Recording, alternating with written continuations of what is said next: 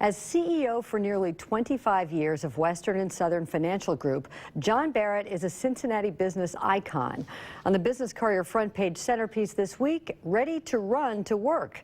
Barrett has led Western and Southern through remarkable growth, and he has no plans to slow down anytime soon. Since taking over as CEO in 1994, Barrett has led the life insurance firm through decades of remarkable growth. It includes turning the company into a diversified financial giant that now sits in the Fortune 500 with $5.4 billion in annual revenue.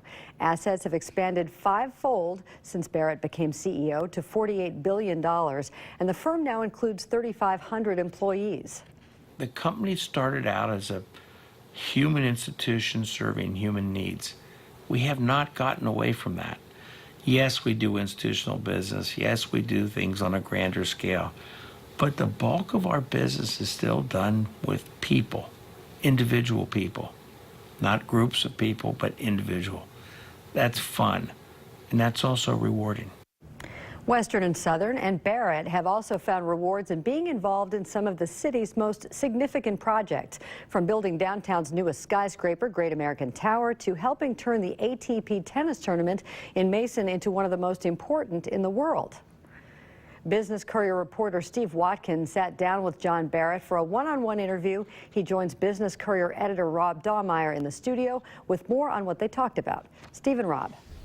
Thanks, Peg. Steve, thanks for being here. Glad to do it. Western Southern is turning 130 years old this year, and we sort of used that as an opportunity or an excuse to sit down with John Barrett because he's obviously one of the most influential people in the city. He's been running that company for a long time. Right. What are his plans? Yeah, he's been there since '94, so it's been a long time. He's 69. I asked him if he's getting close to retiring, and he said no. He said, as long as I'm learning and growing and excited about coming to work, I'll stay. And he said he's all of those things right now. So he has no plans in the near future at all to step down. He did say he's got a succession plan in place, and he's confident it'll work, but he's going to be there. He's got plans for the future, and he wants to see those through. Yeah, I mean, obviously it came through in the interview, and we used it for the headline that he, you know, feels like running to work. So right, that says a lot. The culture he's building. So if he is going to stay, where's this company headed? It's a Fortune 500 company now. He's had an incredible run of growth at this place.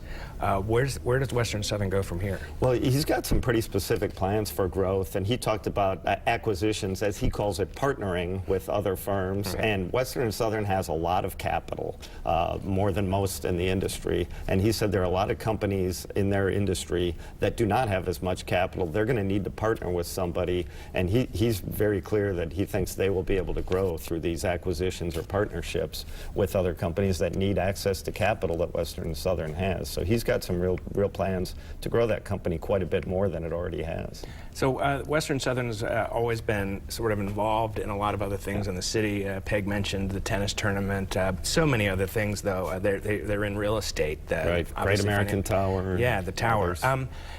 Does he continue to, or does he plan to have the company continue to sort of be involved in these non-financial, non-insurance things that are going on in Cincinnati? I say things just because it is literally so many different things. All over the place, right? Yeah, absolutely. They definitely plan to continue. They've bought and plan to develop a huge property near the airport called Marydale.